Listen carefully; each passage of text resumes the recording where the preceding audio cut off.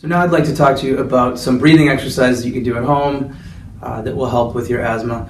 A lot of times what we see happen with folks with asthma, and even folks without asthma who are stressed out or maybe have high anxiety, is we breathe from our shoulders in our thoracic area, this upper chest area.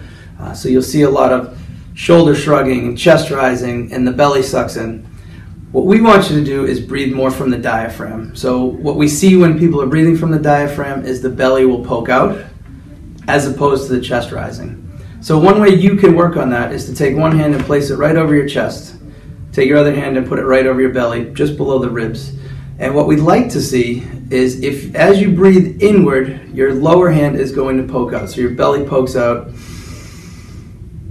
Upper hand doesn't move much. Maybe it rises a little bit at the end, but most of the movement's down here. As you exhale, this hand will come in as your belly sinks down and comes down in a little bit more. So that shows us you're breathing from the diaphragm.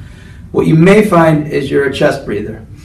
The chest rises, the shoulders shrug, the belly sucks in on the inhale. That's the opposite of what we want. So one way you practice this is as you breathe in, the bottom hand comes out. Little movement up here. And you just work on getting that lower belly to poke out as you breathe in, have it suck in as you breathe out, and that shows us that you're breathing more from the diaphragm. You can practice that for 5 to 10 minutes a day, probably 3 to 4 times a day.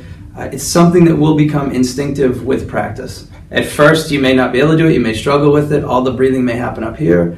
That's okay. It's like any learned movement. Once you get good at it, it'll get easier, and you'll start to do it throughout the day without thinking about it.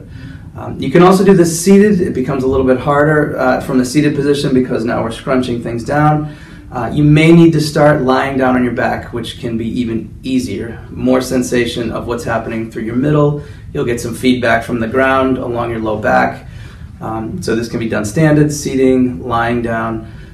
And that's just the tip of the iceberg. There are lots of different breathing exercises you can do on your belly in different positions, holding your breath, exhaling your breath as far as you can, inhaling as deeply as you can.